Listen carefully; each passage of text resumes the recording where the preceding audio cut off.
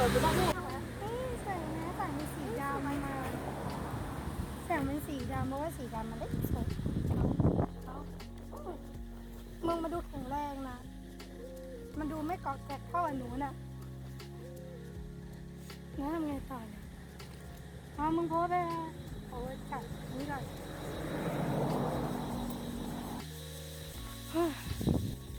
ปวดหลังว่ะนั่งแป๊บเดียวแล้วปวดหลังเลยมันเข้ากันไม่ได้ก็มันย้อนเสียก็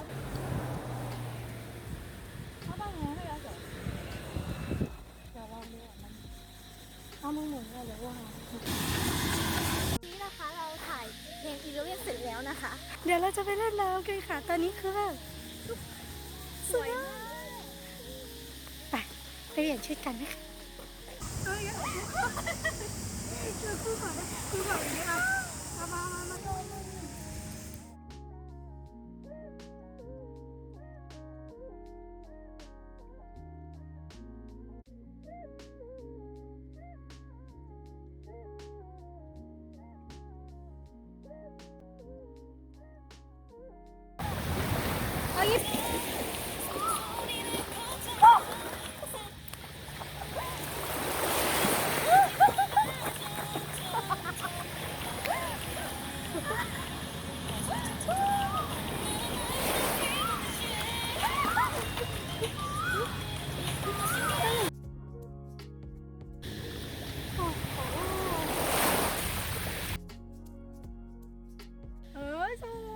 สวยไปเลย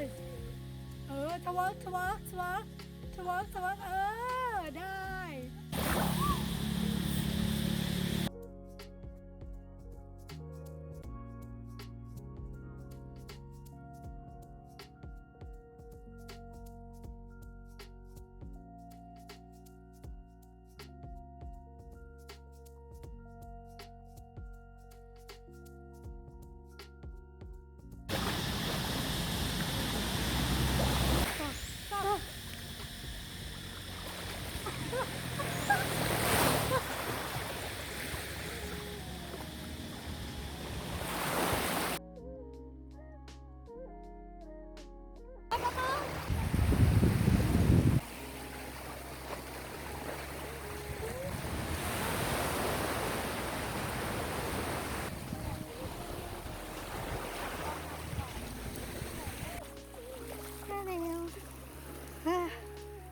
เราก็สัมภาระ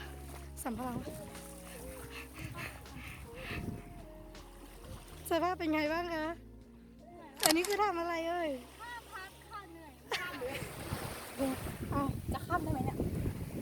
แบบที่เขาทำในที่เก่าไหนเราดิกูลองก่อนก็ได้กระโดดนะมันได้